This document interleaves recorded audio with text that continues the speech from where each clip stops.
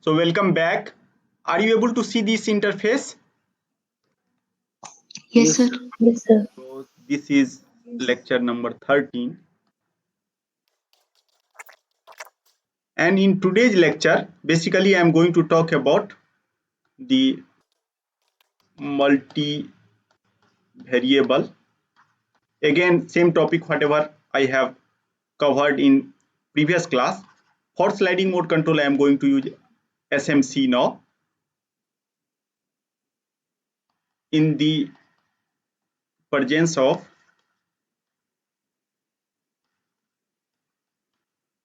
unmatched uncertainty or disturbance, you can tell. So in previous class, what we have seen that whenever I have multi-input, multi-output system, then how to define sliding mode control such that in finite time I can reach to some plane. Now why I am telling plane? Because I have some system which is not second order, which might be of third order, fourth order or nth order. And due to that reason, if you see the manifold or lower dimensional space, that is nothing but some kind of plane or some other kind of surface. And what is our objective? I have to steer again trajectory to this specified manifold. And due to that reason, people are using manifold, do not using line, because if you are in two-dimensional plane, then in two-dimensional plane, basically if you write s equal to x2 plus cx1, that represents some line. But if you are in higher dimensional space, then that is not a line, might be plane or something else. And due to that reason, people are telling this as a some kind of manifold. And we are also telling, since sliding is going to occur across this manifold, and due to that reason, people are telling this as a sliding manifold. And what we observed that if I have system like this, I have taken in previous class, I have taken this system x dot t equal to axt plus but, and after that I have f t x and u. And after that, what I am going to do, I have made certain kind of assumption, and we know that basically that matched uncertainty is only covered by this particular idea of design, means sliding mode control. So we are assuming that this particular uncertainty can be represented like that. And in previous class I have told you that if we are writing uncertainty in this form, then why this is matched uncertainty. And after that I have again put one more assumption about this uncertainty, that this uncertainty I am assuming that is basically bounded like this. I have k1 u and plus alpha tx, and further here alpha is positive and some kind of a scalar. Why that is a scalar? You can see here, whenever we are taking some kind of norm, and before going to norm, I have to tell that this belongs to basically Rn, this belongs to Rm, and basically this function, whatever function I have taken, that is function of basically R cross Rn cross Rm. So this kind of argument of this particular function, and this function basically satisfy this kind of equality. And finally you can see that since this is in higher dimensional space, so in order to do some kind of comparison, I am assuming that this is basically bounded like this, k1 u1 and alpha tx. If you remember the previous lecture, then I have told you that this component k1, that should be greater than 0 but less than 1, otherwise that this particular uncertainty, because this is control dependent uncertainty, it means that as control value will increase, you can see that amount of uncertainty is also going to increase. And due to that reason, I am assuming that a scaling factor that is lie between 0 to 1. So that kind of assumption I have. And after that, what we have seen that if I design control, now I am going to write control directly. So SB inverse, and here I have told you that sliding surface I am going to propose sigma, that is S into xt. So this kind of sliding surface I have. And after that, I am telling that if I design control U, and whatever dimension of sliding surface, that is same dimension like control. So control is m dimensional. Due to that reason, I am assuming that sliding surface is also m dimensional. And here from this you are able to understand that dimension of this is m cross, basically I have written wrong here. So this is m cross n, and this is n cross 1. And after that, what we are telling that if I design multivariable control, means now I have not only single input, I have multiple input. And due to that reason, I am telling multivariable control. This might be sliding mode or anything, but in this particular lecture, I am just going to talk about sliding mode control. So I am telling that I have one part is required, and that part we have seen in previous class, that is written like this: SA, after that phi s into xt, and after that I have some gain, a scalar gain rho xt.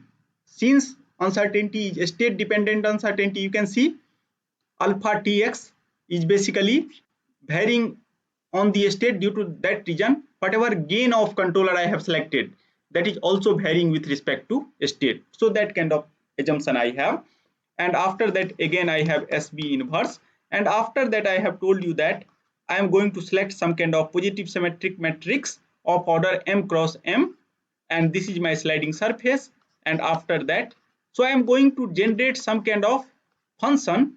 And if you see carefully this function, this is some kind of signum like function, but this is not single value means single valued signum function. This is multiple entry case, not means valued we are telling. For suppose if I have multiple input, then how to generalize signum function. So this particular representation gives at least one way such that I can design single input case to multi input case. And after that, what we found that I have, in order to design these two metrics phi and p2, I have to solve certain kind of linear matrix equality, and that linear matrix inequality is p2 phi plus phi transpose p2 equal to -1 minus I. This is identity matrix, and since dimension of this is m cross m, dimension of this is again m cross m. Due to that reason, I am assuming that this matrix is also m cross m. So identity matrix, whenever we are writing like this, it means that that is m cross m matrix. So I am writing like this. Up to here, anyone has confusion? And after that, what we are telling, I am going to select rho tx that is sufficiently larger such that I am able to enforce this kind of condition, s equal to sigma equal to 0. So I have defined sigma. Sigma is defined as some matrix S xt, and if I apply this kind of control, then in finite time, we have already proved this, I can able to converge to this particular manifold. And after that, suppose if dimension of the system and dimension of control is exactly same, whatever we have seen in previous class, then we will get finite time stability. It means that from here we are directly converged to the equilibrium point if dimension is exactly equal. But if that is not the case, then first I will actually converge to the sliding surface. and after that I have to make sure that I am converging towards the equilibrium point. So now let us try to see the some kind of generalization. In previous class, what I have covered, I am starting with this system axt and plus but, and after that b, and I am just talking about the meshed uncertainty.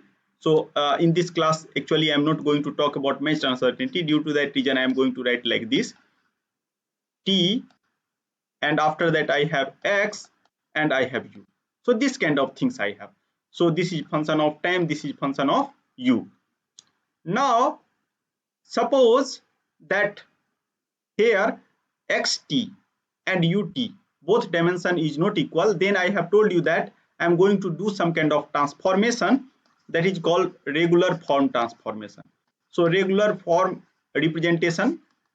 So first, in order to represent regular form, we already aware that I am going to do some kind of transformation z equal to t into x, and we have already seen that how to define t. If I am able to actually partition this B matrix as a B1, B2, then we know that how to define this T. So I am not going to write it again.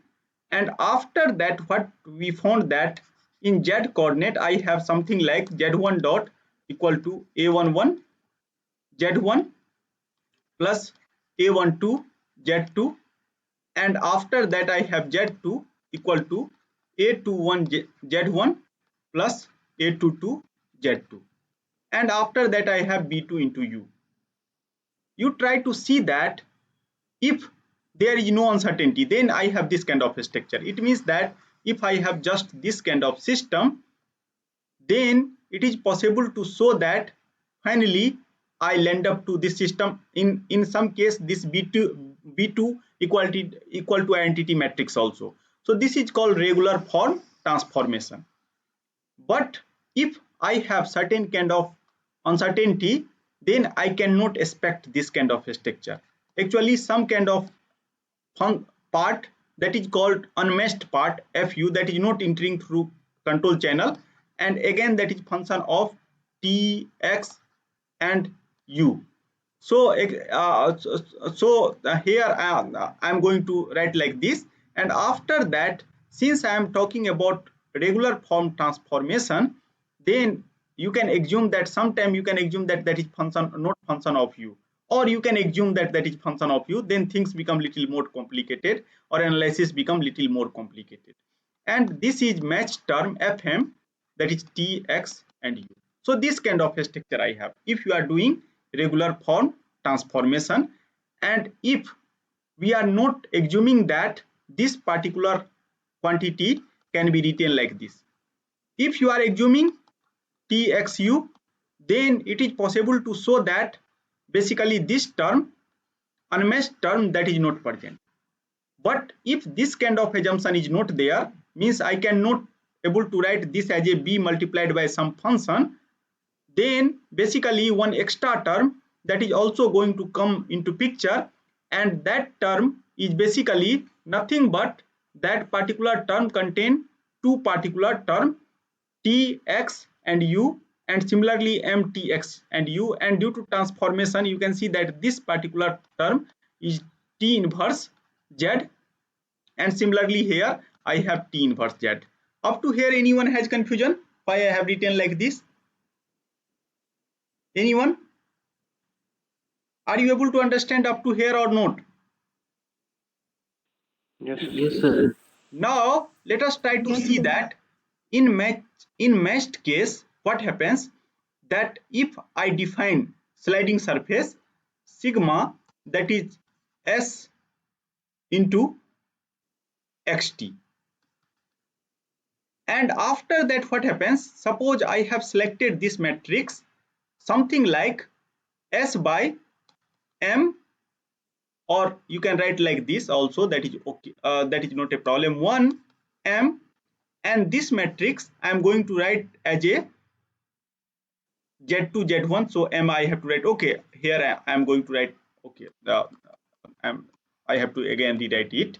So I am going to write this matrix as a 1 M, this as a identity matrix, and after that this particular quantity as a Z1 Z2. So what is my sliding surface? You can see that in this case my sliding surface is mz1 plus z2. Here identity matrix, dimension of identity matrix is same like dimension of this z2. So you can see that in this particular transformation I am assuming that z1 belongs to Rn minus m and this belongs to Rm, and due to that reason this matrix I is identity matrix and this matrix is basically M cross M matrix. Anyone has confusion on this? And this is M cross n minus M. This is the order of this matrix M. And at that time I have sliding surface like this. Now we have already seen that first I am assuming that unmeshed part is not present. Only meshed part is present. So if unmeshed means fu is 0, it means that I am assuming that whatever unmeshed part that is equal to 0, then basically my whole system is just affected by the meshed uncertainty.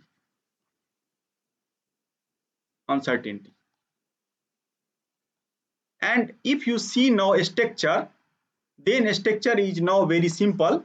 Z1 dot equal to A11 Z1 plus A12 Z2 and Z2 dot equal to A21 Z1 plus A22 Z2 plus B2 into U, and I have certain kind of uncertainty F, that is unmeshed, T, X and U. And in previous class you have already seen that if dimension of this Z2 and dimension of control that exactly equal, then what happens, that I can able to give guarantee that Z2 equal to 0 infinite time. But here what I am going to do, since I have some kind of coupling, due to that reason I have defined manifold or sliding surface that is like this M Z1 plus Z2, and I am going to transform this multi-input multi-output system or multiple input system at least like this. Z1 dot equal to A11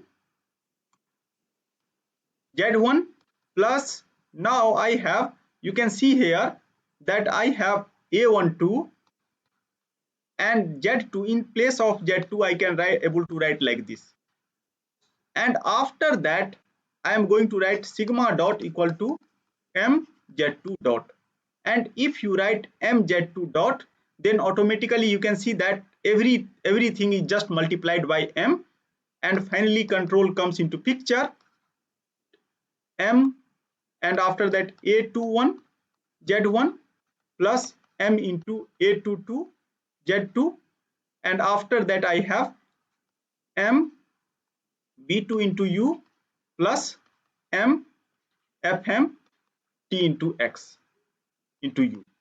Now you are already well aware that how to define this control U, because now whatever dimension of this control, this is R m cross m cross 1, and dimension of this particular sliding surface is also R m cross 1.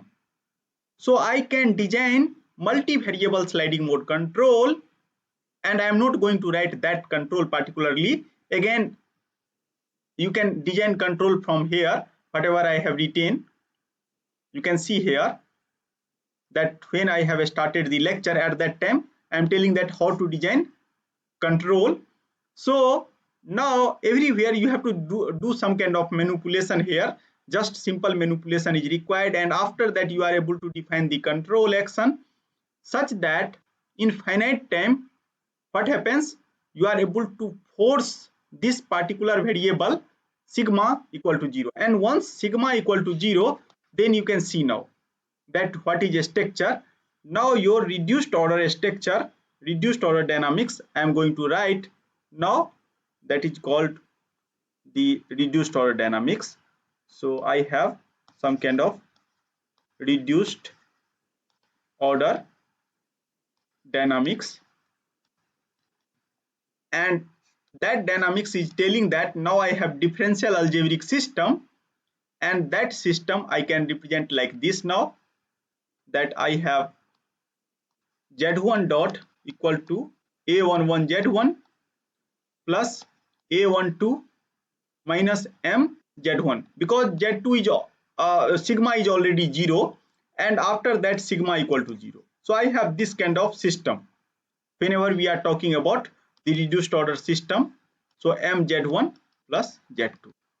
Now you can see that I can tell that after sliding, this particular dynamics is stable, provided this reduced order dynamics is stable. So how to prove? You can see here that I have now system like this, a2 into m multiplied by z1. And what is dimension of this? Dimension of this particular system is n cross m. Now you can see that particularly A11 and A12 matrix that is coming from the system, but M you can design. So that is sliding surface. What is during design of sliding surface, you can see that you are selecting this matrix. So this reduced order basically gives hint to us that how to select this particular matrix M. Now you can apply Newton's way or any other way. So what you can do, you can select M, you can see the eigenvalue and try to keep all eigenvalue that is strictly negative, or at least real part of eigenvalue is strictly negative, then it is possible to show that Z1 tending towards 0. So I have Z1 tending towards 0, and since sigma is already 0, due to that reason I am telling that as t tending towards infinity, Z2 also tending towards 0. So there is no other option.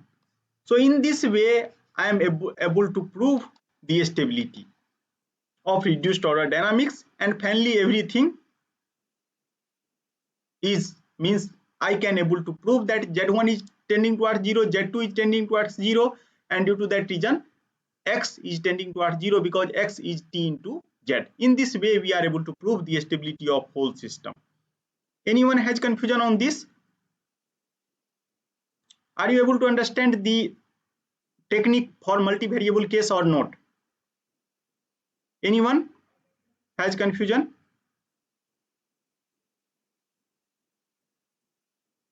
Anyone? Abhishek? No, sir, no confusion. Okay. Now, suppose I have some kind of unmatched uncertainty. So you can see that if you have unmatched uncertainty, then where basically change comes into picture. So Vardha, could you please tell me that any change in discontinuous control part? Suppose I have unmatched uncertainty. So what kind of change basically comes into picture in this particular structure? Try to see here that I have this kind of transformation. So whenever unmatched uncertainty is 0, then FU is 0. Now, since I am assuming that I have some class of unmatched uncertainty also here, due to that reason, I cannot able to tell that in reduced order when system is sliding, at that time I have this kind of structure. Whatever structure I have written here, I have written this kind of structure. So basically some uncertainty is also comes into picture. Have you able to picture this, Vardha? Yes, yes. Because FU, that is not 0. Non-zero. So due to that reason, so what happens that if you see the literature, most of time in literature people are doing little bit simplification. What kind of simplification they are doing? Same kind of things I am going to mention here. in case of unmatched uncertainty. So they are assuming that whatever unmatched uncertainty that is going to enter inside the system, that is only function of a state, not the function of control. And due to that reason, at that time my system is looks like this, but, and after that this is f t into x, that is function of x. If that is function of u, then just you have to again some more idea is required, and when I will touch the nonlinear system and how to design sliding mode control, at that time I will tell you the story, more story. But for time being, you can assume that this is just function of x, that is not function of u, means this is uncertainty, and again this uncertainty cannot be written like this. I am assuming tx cannot be written like b zeta tx. So if that will not written like this, and again I am assuming all other assumption, that x that is belongs to Rn, this belongs to Rm. So this kind of things I have, and function this map from R plus Cartesian product Rn dimension of, and that finally map to Rn.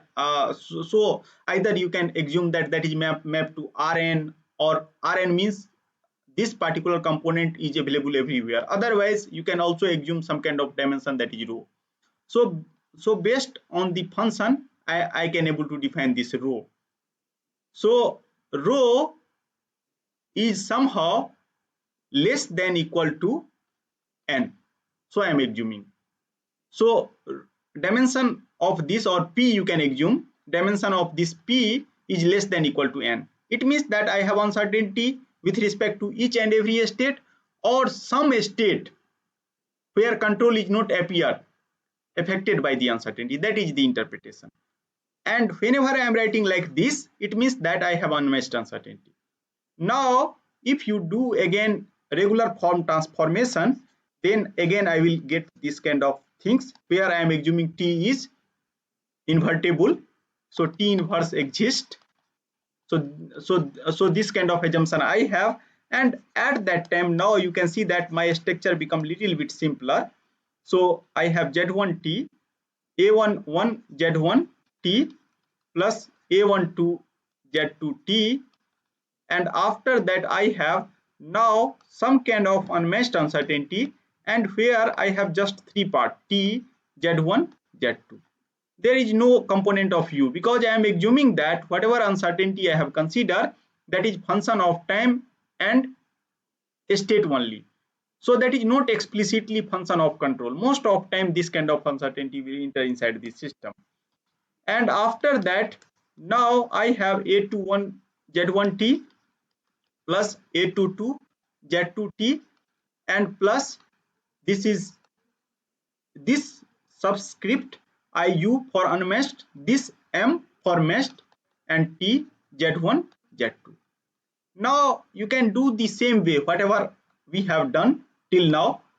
Again I will define sliding surface m1 plus z2, and also you can write like this, whatever form I have written, that this is equal to z1 z2. Again now what you can do, we know that if I have some multi-dimensional case, then how to design control. So before that, please see what is the dimension of this. So dimension of this is m cross 1, and I am assuming that in regular form this dimension is also m cross 1, and this dimension is m minus n minus m. So here this is n minus m cross 1. Now again I am going to proceed in same way. Now if you will write the system after this transformation, after applying this kind of transformation, then you can see that z1 dot t equal to a11 z1 t plus a12 and sigma minus m z1 but this time I have some extra term, that is t, and after that z1, and I have another term, that is sigma minus mz1. Why I have written this kind of things? Because you can see that here z2, and everywhere in place of z2 I am going to substitute sigma minus mz1, and due to that reason I am telling okay that I have system like this, and after that another term, that is sigma dot, I am again going to write, that is mz1 dot plus z2 dot, and mz1 dot, again whole things basically comes into picture, that is m a11 z1t plus a12 sigma minus m z1 plus fu t z1 sigma minus m z1, and after that I have z2 dot, and try to see that what is my z2 dot, that is a211 z1, so you can just write it. So I have basically z2, that is a21 z1 plus a22 z2 plus b2 into ut, and after that I have one more term fm, that is t z1 z2. Now we are able to understand that already we have done this kind of job. We will see the dimension of this. This is m cross 1, and dimension of this is also m cross 1. So if I know the a11, a12, m, sigma, everything, if I will know, it is possible to show that by designing multi-variable sliding mode control, I can force sigma equal to 0 for all t greater than equal to t. So that part now I am not going to do. Just I am going to do the reduced order part. So what happens after that reduced order system,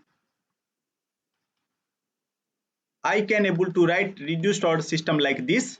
I have z1 dot a11 z1, and after that I have a12, and this is sigma minus m z1, and plus fu unmatched uncertainty part, now that is always present, t z1 and z2, in place of z2 I have substituted this, and after that I have sigma equal to 0.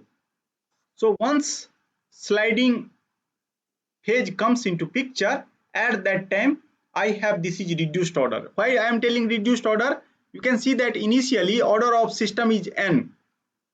Now order of system is decreased to n minus m, and this is algebraic equation, and algebraic equation is z1 plus z2. So order of system is now just n minus m, and due to that reason this is called reduced order. Now you can see that this reduced order system is not always stable.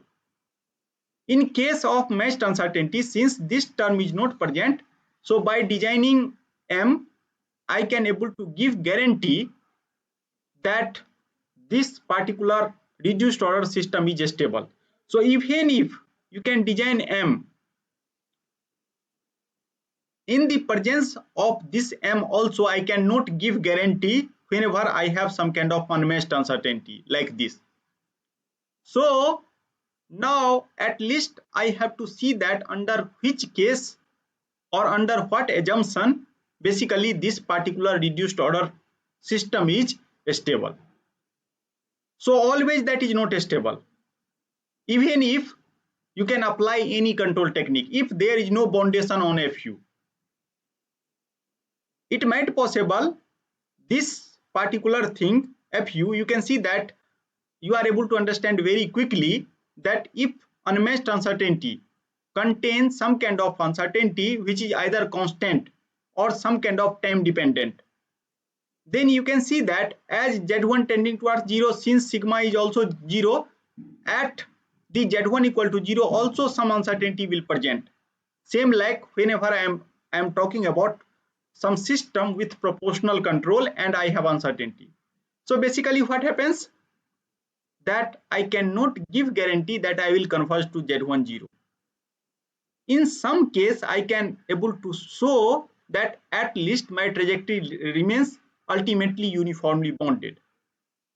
So suppose now I have to investigate that under what condition basically I can able to give guarantee that Z1 is tending towards 0 in case of matched uncertainty.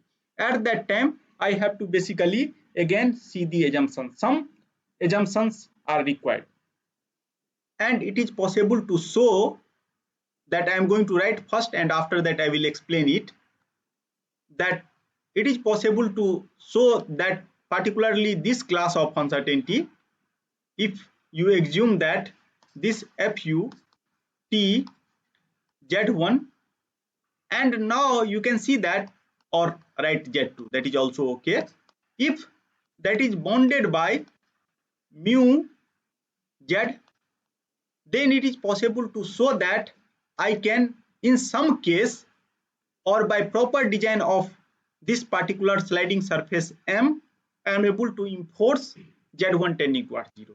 It is possible to show.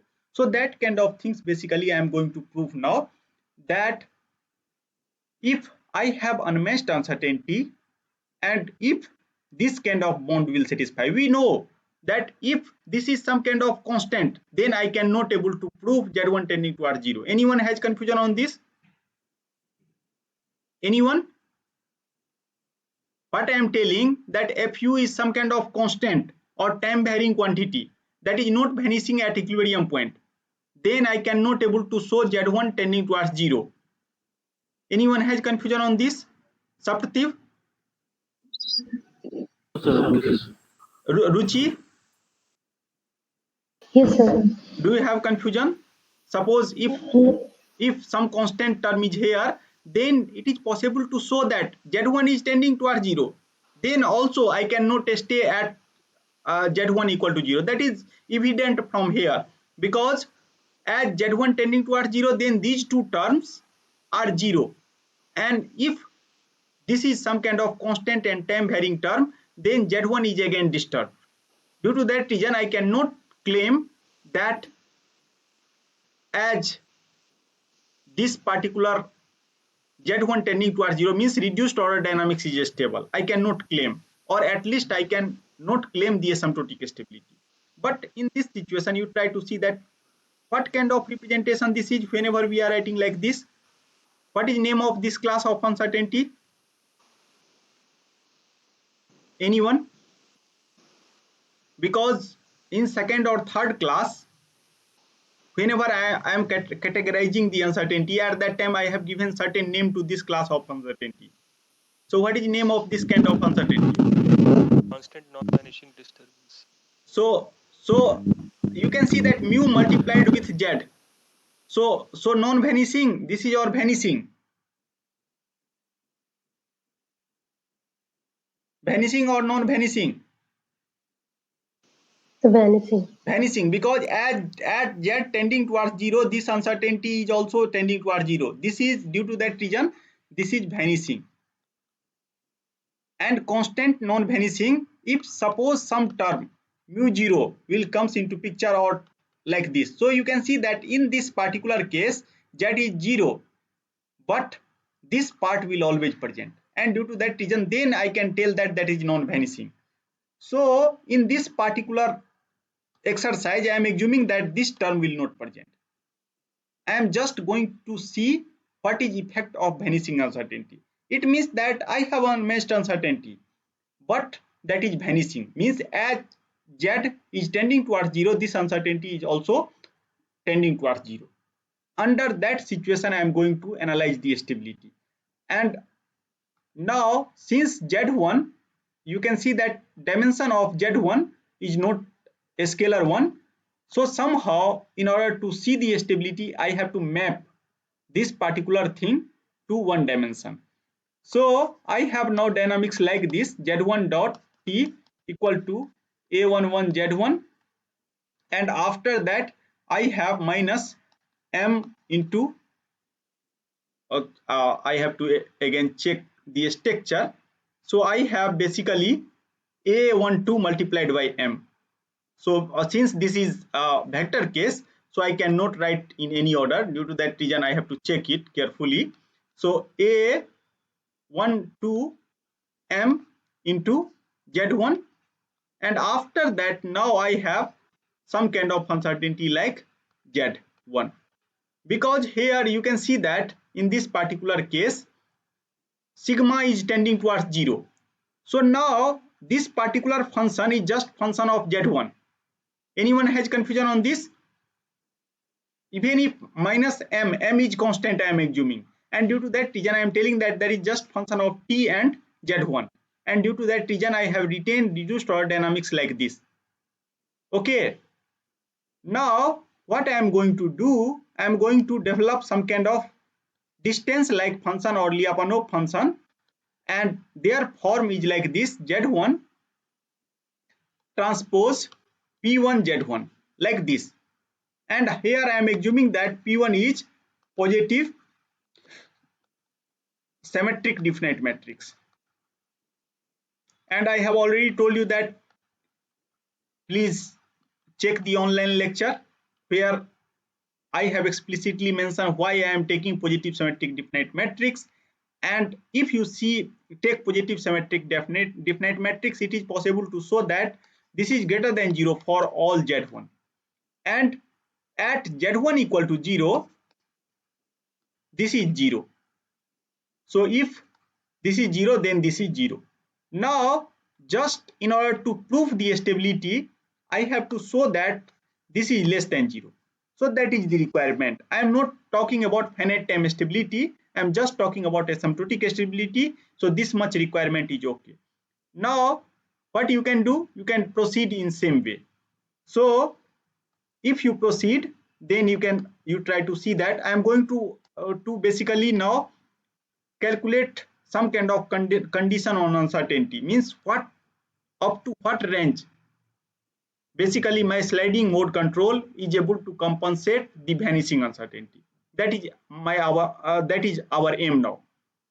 So v dot, if you will do, then you have Z1 P Z1 T is always, and after that you have Z transpose P into Z dot T, and I am assuming that P is positive symmetric matrix.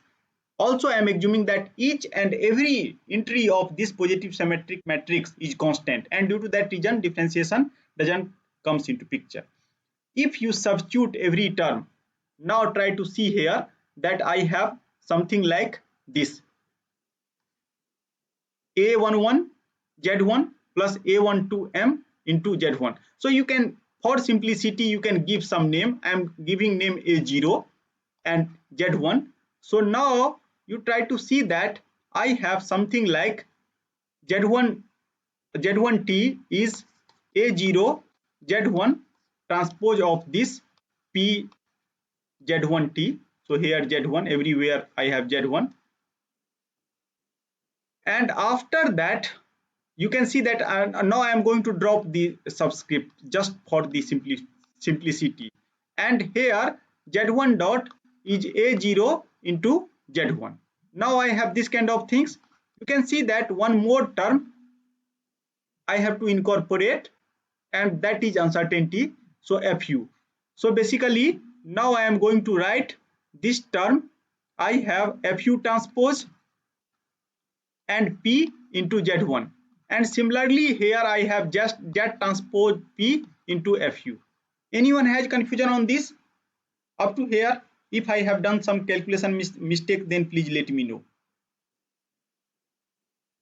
Now try to see here that I have one more thing, that I can able to write this particular quantity like Z1 transpose A0 transpose P Z1 plus Z1 transpose PA0 Z1, and I have told you that after multiplication of this some scalar number comes into picture. Why? Because V is a scalar, and due to that reason V dot is also a scalar, and if entry of this and this is exactly equal, then you can select any one, things remains the same. So due to that reason, what people are writing, either people are writing 2 fu transpose p into z1, or you can write z transpose 2 into p fu. Both are equal. Anyone has confusion on this? Okay, so if you do not have confusion, then you try to see that next thing. Now you can see that everything is just calculation.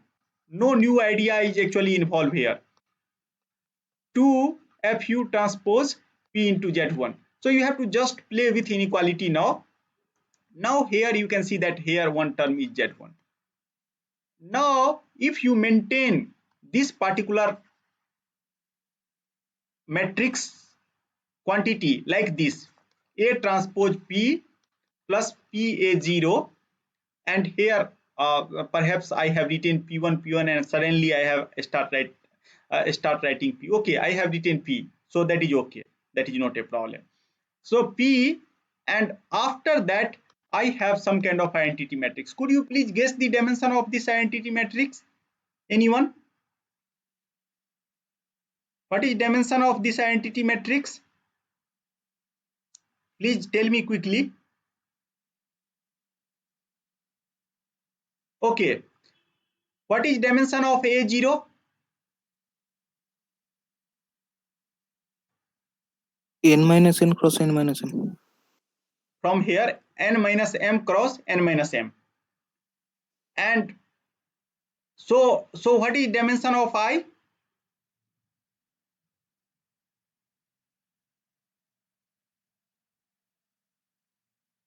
This is R. M cross.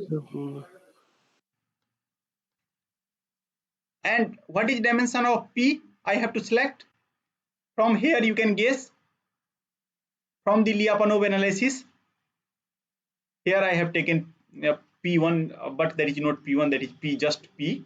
So here you can see that Z1, this belongs to Rn minus m, and this also belongs to Rn minus m. I have to create some kind of a scalar. So what kind of dimension I have to use here?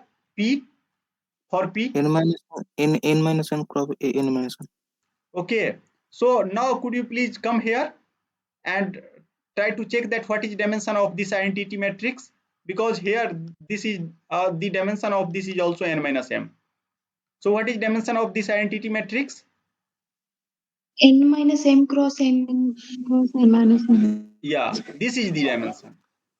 Okay, so you have, if you solve this particular matrix equality, and since you know A0, so now if you select P, then it is possible to show from here again that I am able to write this equal to V dot equal to less than equal to minus Z transpose, and identity matrix either you can multiply or not multiply, that doesn't matter. And after that, now you have basically some fu, and fu is function of t and z1, like this. What happens now? You have to calculate the bound of this particular function f into z1, because what I am assuming that there is vanishing kind of uncertainty, like this uncertainty. So you have to calculate the value of this mu, otherwise it is very difficult to proceed further. So how to calculate this value? So in order to calculate this value, you have to do like this. You have to become little more specific, and I am assuming that this is function of z1 and z2. So if that is function of z1 and z2, fu is function of z1 and z2, and after that I have done certain kind of substitution. So try to see that what is basically z mod z2 square. So I can write z1 square plus z2 square, and you try to see here again the absolute value of this. Now z1 square, and during sliding this z2 is nothing but m z1 square. So this kind of condition I have, and after that I can able to write that this particular quantity, I can able to write this particular number 1 will come from here, and after that I have some more things basically comes into picture. I am calculating, and after that now I am going to use norm inequality, and due to that reason what happens that I have to use less than equality here. So 1 plus m square, and after that I have z1 square. Anyone has confusion why I have used less than equality here? Because m z1, so a and b is matrix, so that is less than equal to this and this. So this kind of inequality I have used here, and after that now you can see that z is basically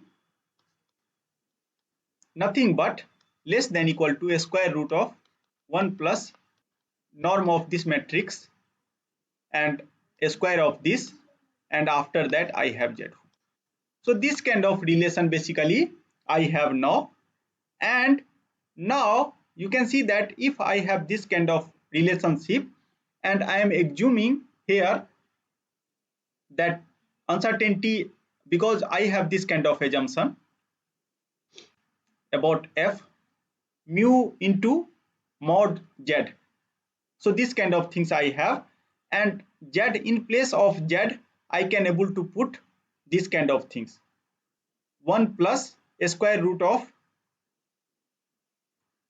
1 plus m square z1. So now you can write fu. So now everything is calculation. So fu norm of this is nothing but I am writing that is mu z. So basically now this is further I can write like this, mu into root under 1 plus m norm of this square and plus z. And now what I have to do, I have to just substitute this kind of things here, whatever calculation I am doing. So up to here that is okay. Now please come here that where fuz, yeah, this particular equation. So copy this equation from here, and after that what you can do, you can substitute that this particular inequality here. So now I have v dot equal less than equal to z transpose z plus now mu root under 1 plus m and norm of this square, and after that I have z1. So here also z1, here also z1, like this. And after that now you can see that from this particular analysis, and after that I have mu into mz, and one more z I have, because here you can see that from this inequality I have 2, I have neglected something, so I have 2 and p, and after that I have z1. So this kind of things I have. So basically I have here 2 mu p and z1 square, like this. And after that now you can see here I can also able to write this particular quantity like this. Anyone has confusion on this writing z1 square? Either you can write or z1 transpose z1 you can write, both are exactly the same. And after that I have 2 mu 1 plus m square, and after that p and z1 square. So calculation I am just doing for sake of the completeness, but I think that that is obvious. And after that now I have 1 minus 2 mu root under 1 plus m square and norm of this, and norm of this I have. So now you can see that automatically, in order to show v dot less than 0, v dot less than 0, I have to import some condition. And what is that condition? This should be 1 minus 2 mu 1 plus m square and p. That should be greater than 0. So you can see that I have this basically this inequality is not so flexible. Why that is not so flexible?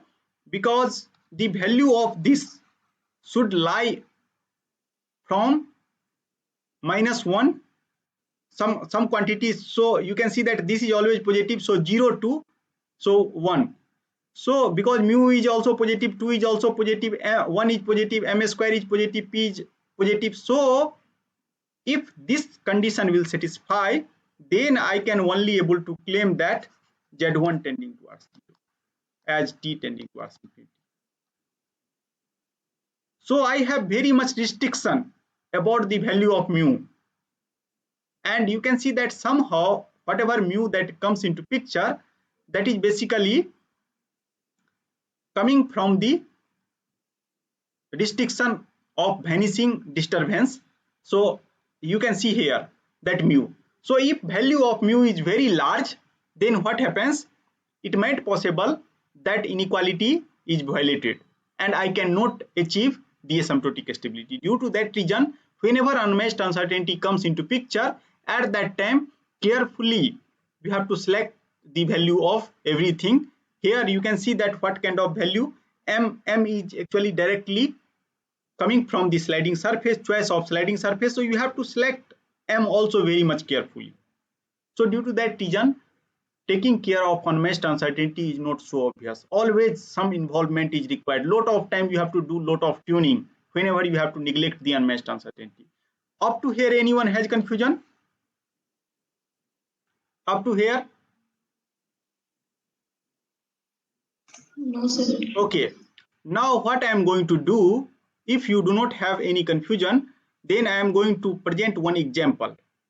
So example, and actually this example I have taken from some kind of chaotic circuit, and this chaotic circuit, so whenever I have chaos, what happens that if you have differential equation and if you start from some point, so what is basic idea of the differential equation?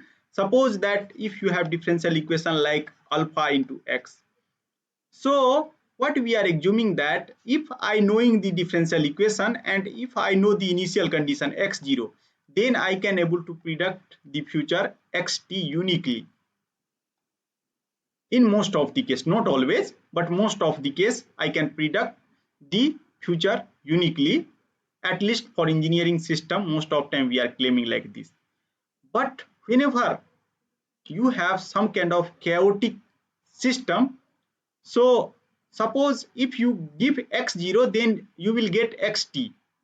But if x0 is deviated from a small value, it is possible to show that this value is deviate a lot.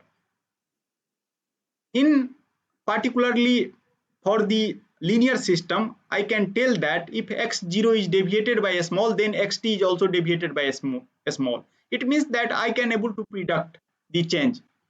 But whenever you have chaotic system, you are unable to predict the change. Even if that is very nearby of x0, but xt deviate a lot. And one of the famous scientist, basically Chua, and when he has visited Japan, at that time he has invented certain kind of circuit.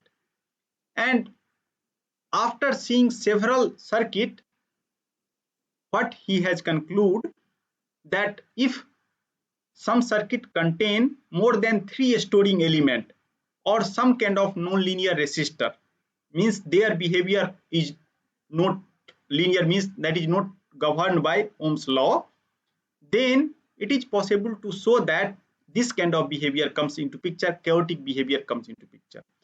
Now what you can do, you can apply the KVL. Then I have how many equation I have for this particular circuit? Nidhi, could you please guess how many differential equation for this particular circuit? So 3. Sir, 3. 3 states are 3 state, 3 storing element. It means that I have 3 differential equation. Now yes. could you please guess this differential equation is linear or non-linear? obviously this is non-linear because I have non-linear resistor. Explicitly I have written that one resistor is non-linear. So if you apply KVL, and after that you have three different kind of differential equation in form of V1, V2 and current through this particular inductor. So what I am going to assume, this V1 voltage across this capacitor as a X1, V2 as a X2 and whatever current that is passing through this, that as a X3. And I am going to, after rearranging everything, I have written this kind of differential equation. So you have to believe on me. And this is somehow called normalization. And here alpha is some constant, beta is some constant. And here you can see that this particular differential equation can be represented like some kind of force system, because I have forcing function, and non-linear because here this term fx1 is non-linear. And if you take non-linearity of this form, so Chua has shown that what is behavior of circuit for different kind of non-linearity. So one of the possible choice he has taken like this, 1 by 5 x1 by 1 minus x1 square. So try to see what is x1. X1 is the voltage across this capacitor. So he was telling that if suppose that this resistor is voltage dependent resistor, and if their behavior can be given like this, then this circuit is chaotic. Now what is our assumption? We are assuming that okay, I am going to select voltage that lie from -1 to 1 volt, and based on that I can able to again predict the mu, whatever way we are predicting mu, same kind of relation. So I am going to see the absolute value of this, because this is just one dimensional, so norm or absolute value both are equal. So I can tell that okay, fx1 is bounded by this mu by 2 by 5 mod x1, same like previous analysis whatever we have done. So in this way I am telling I know the value of mu. Now what is our aim?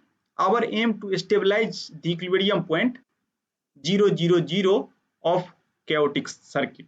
So I am telling that now I have to maintain zero voltage, zero current across each and every element.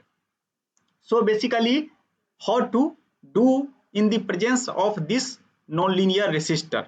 Whenever you have certain kind of nonlinear resistor, it means that sometime that can be also supply energy. So if that is supplying energy, and what is our aim? To maintain energy across each element equal to 0. It means that somehow whatever energy that is supplied by this, I want to dissipate across this particular resistor. That is our aim. So for that we have to design this control action. Now you can see that here I have single input, and here I have 3 state, and if you assume all state as a output, then I have single input multi output system.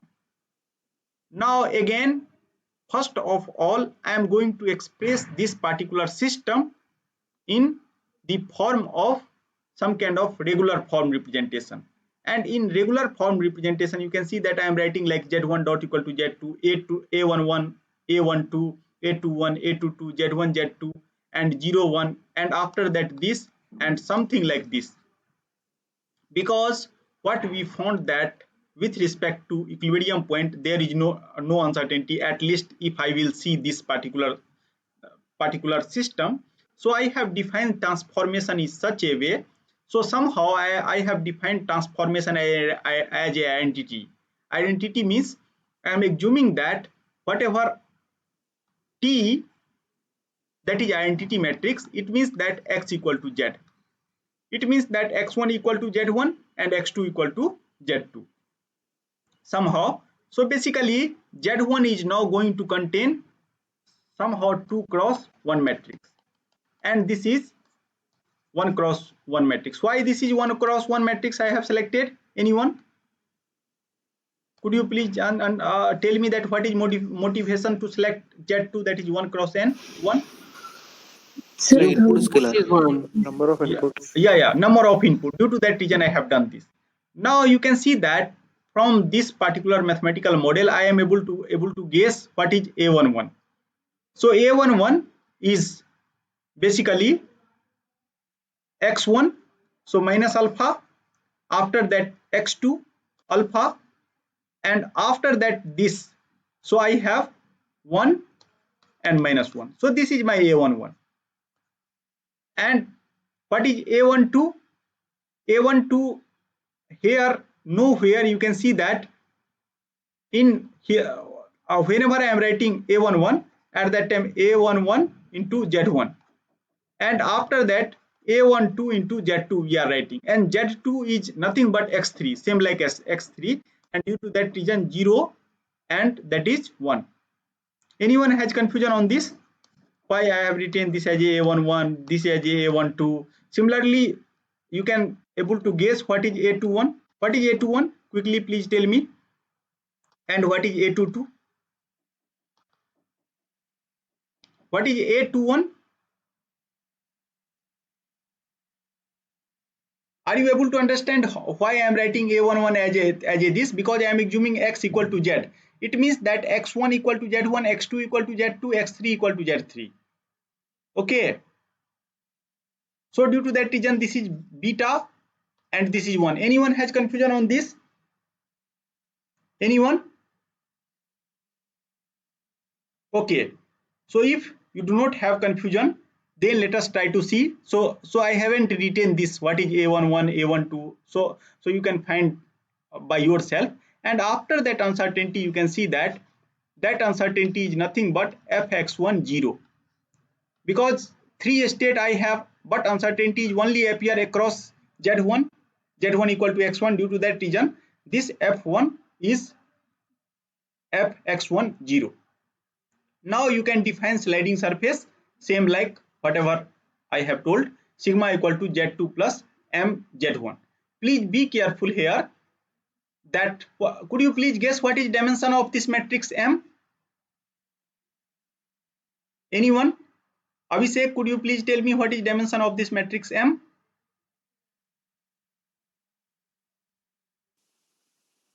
Abhishek, Yes, sir. what is dimension of this matrix? So, Okay, so could what you is the please tell dimension me of that Z? what is dimension of control? So It is M one. Control is 1. So Z2 is 1. So what is dimension of this? Z2 is 2 cross 1. That is 2 cross 2, na? Yeah, 1 cross 2. 1 cross 2. Okay, 1 cross 2. M is 1 cross 2. Anyone has confusion on this? Otherwise so due to that reason, from here you have to guess.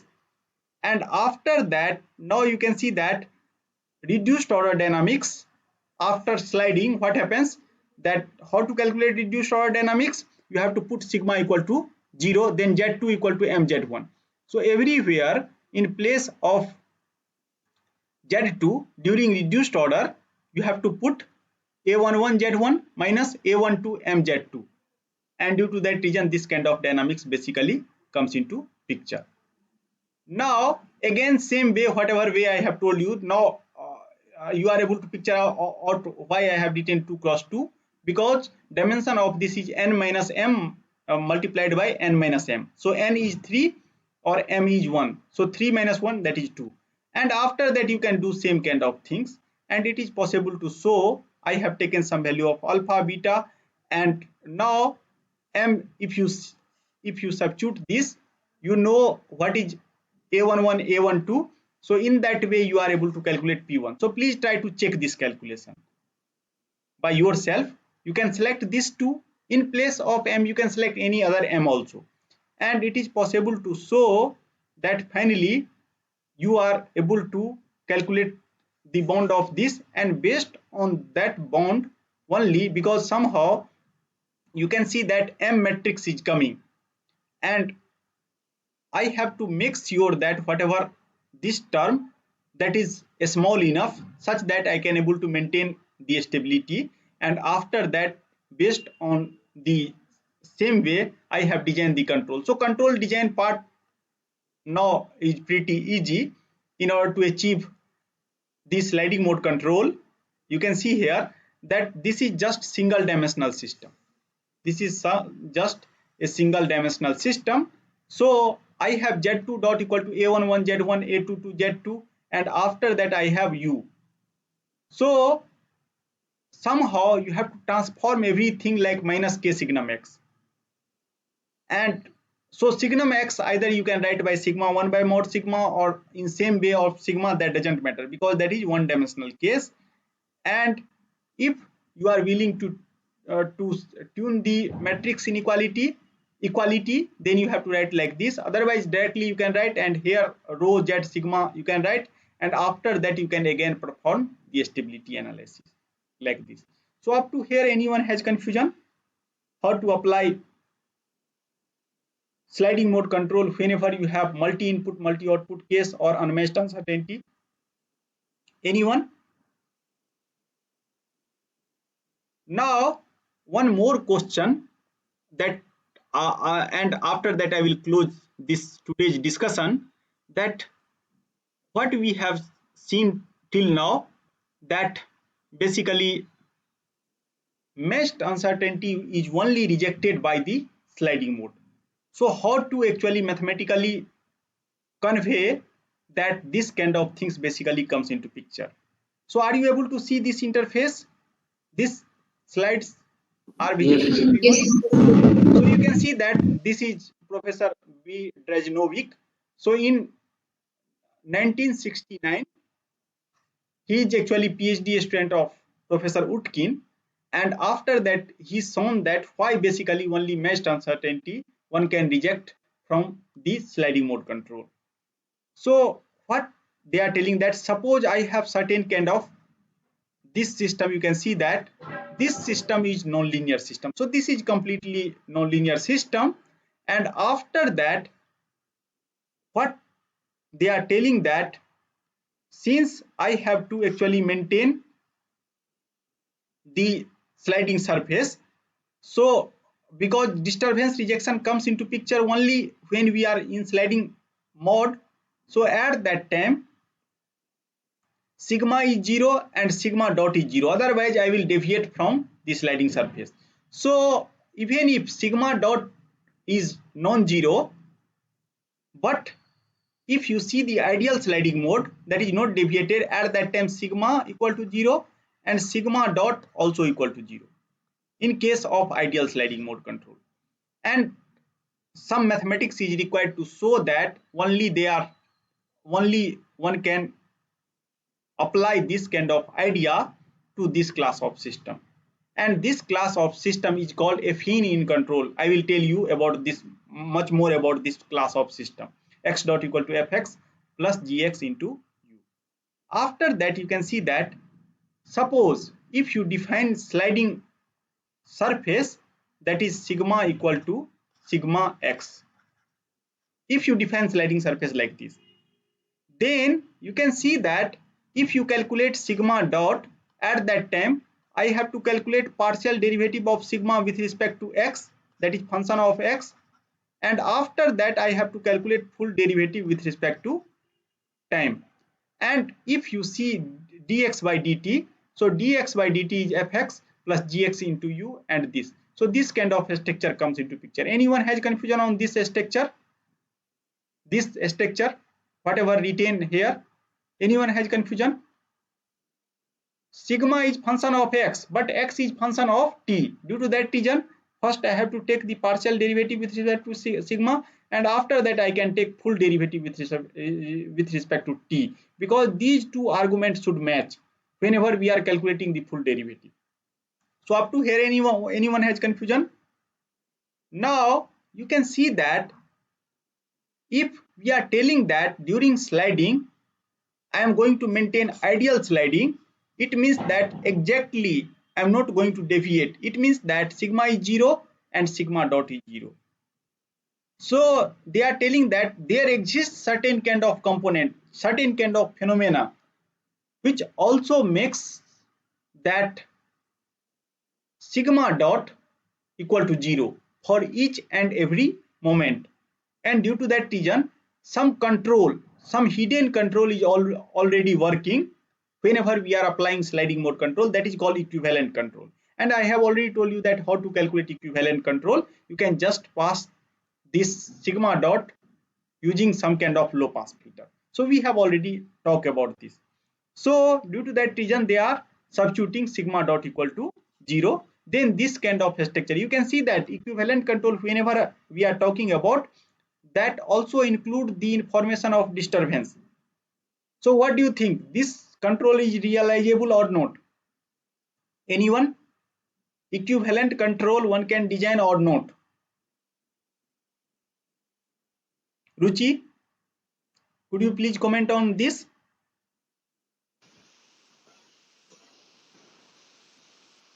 Are you able to understand my question? Yes, sir.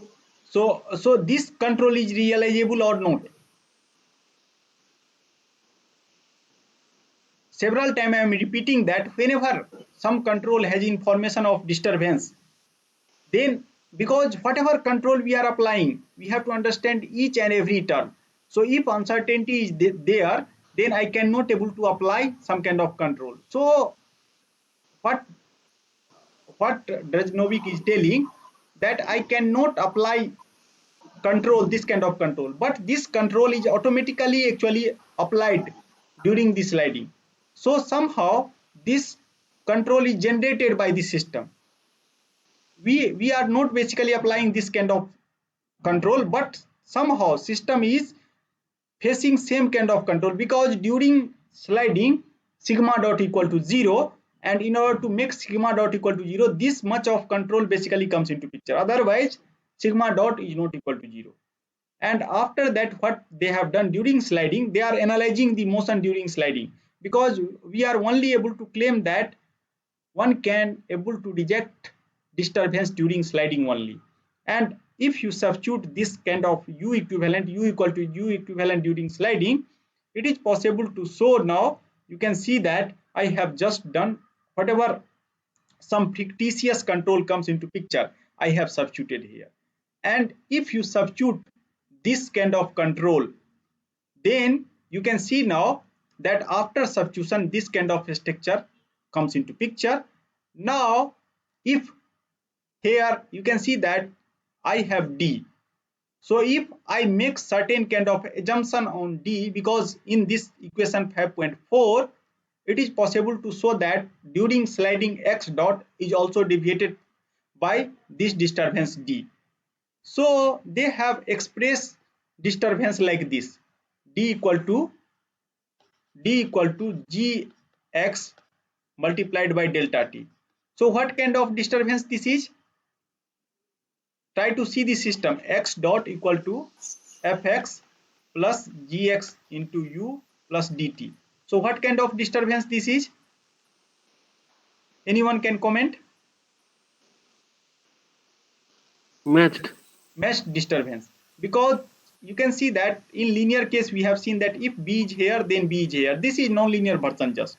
So this is meshed disturbance. If you substitute this D and if you substitute D here, now if you do manipulation, it is possible to show that Gx into delta x will multiply here, and after that here I have inverse D sigma equal to D, and if you do that, then it is possible to show that these two quantity now exactly equal, and due to that reason during sliding I have this kind of differential equation: x dot equal to I Gx d sigma dou sigma by dou x into Gx inverse dou sigma by dou x into fx. So are you able to understand that this particular differential equation has no component of dx d? So due to that reason, finally one can prove that during sliding some virtual kind of control basically comes into picture, which makes the motion completely independent from the disturbance. Now suppose if you have unmatched uncertainty, if Gx is not present, then it is possible to show that I cannot able to get this kind of term. Always some disturbing term is present, and due to that reason if I have unmatched uncertainty, then this part is not cancelled out. You try to just do by seeing this kind of equation. I have one more equation here. You can see that if D is more general, then what happens? That I cannot able to claim like this, gx into delta x. Have you able to understand why this kind of things comes into picture? Gx into delta x multiplied by identity, same thing, and after that here you can see that I have gx d sigma gx. So here if you take the a and b and inverse, so that is g inverse and d by d sigma inverse, so that is identity, and after that I have g and g inverse, that is identity. So similarly this kind of things comes into picture. Anyone has confusion on this calculation? And this property is called invariance property. So in this way, mathematically in 1969 Dujnovic has shown that sliding mode control is only able to reject matched uncertainty. They are not able to reject the unmatched uncertainty. Now suppose if unmatched uncertainty comes into picture, then we have to see it, we have to analyze it. And in today's lecture what we have shown that if unmatched uncertainty is vanishing, then at least I can talk that under certain circumstances I can fully able to reject that unmatched uncertainty also. But generalized kind of unmatched uncertainty still one cannot reject, and that is also not expected, because unmatched uncertainty is not entering through control channel. So I cannot claim that something which is not enter through control channel, I am going to compensate that completely. So most of time whenever we have unmatched uncertainty, we lost the asymptotic stability, but at least we are able to achieve some kind of bondedness, means ultimately uniformly bondedness, that kind of situation. So up to here anyone has confusion? So now actually a story is over from my side. So what I am going to now tell you the conclusion of today's lecture. So what we have observed in today's lecture, that whenever I have matched uncertainty, then mathematically I can able to prove if a structure is like that, x dot equal to fx plus gx into u, so that is called Fn in control structure. And if disturbance is matched, so in order to maintain sigma ideal sliding, sigma and sigma dot equal to 0, so due to that reason some virtual kind of control comes into picture, such that I can give guarantee that whenever we are in ideal sliding phase, then I can able to reject matched uncertainty completely.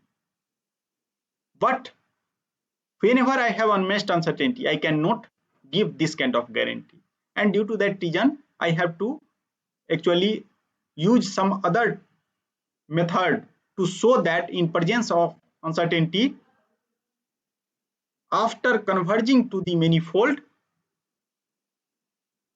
for some particular class, I can again able to maintain some kind of asymptotic stability or some kind of uniform bondedness. So that kind of things actually we have discussed in today's lecture. Up to here anyone has confusion? So now what is another part, another interesting thing?